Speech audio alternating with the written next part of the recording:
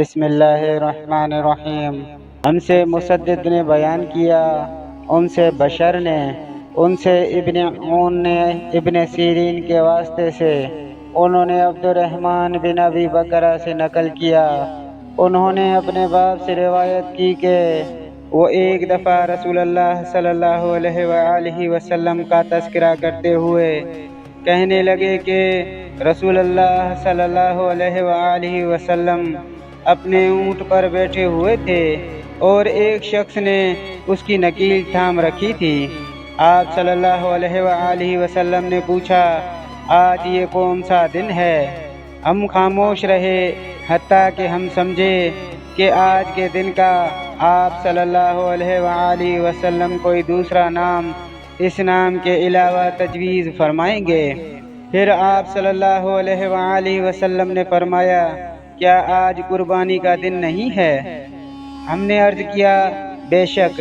اس کے بعد آپ صلی اللہ علیہ وآلہ وسلم نے فرمایا، یہ کون سا مہینہ ہے؟ ہم اس پر بھی خاموش رہے اور یہی سمجھے کہ اس مہینے کا بھی آپ صلی اللہ علیہ وآلہ وسلم اس کے نام کے علاوہ کوئی دوسرا نام تجویز فرمائیں گے۔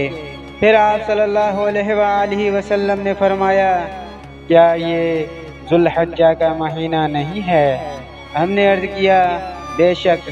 آپ صلی اللہ علیہ وآلہ وسلم نے فرمایا، تو یقیناً تمہاری جانیں اور تمہارے مال اور تمہاری آبرو تمہارے درمیان اسی طرح حرام ہے جس طرح آج کے دن کی حرمت تمہارے لیے اس مہینے اور اس شہر میں ہے۔ بس جو شخص حاضر ہے اسے چاہیے کہ غائب کو یہ بات پہنچا دے، کیونکہ ایسا ممکن ہے کہ جو شخص یہاں موجود ہے وہ ایسے شخص کو یہ خبر پہنچائے جو اس سے زیادہ حدیث کا یاد رکھنے والا ہو۔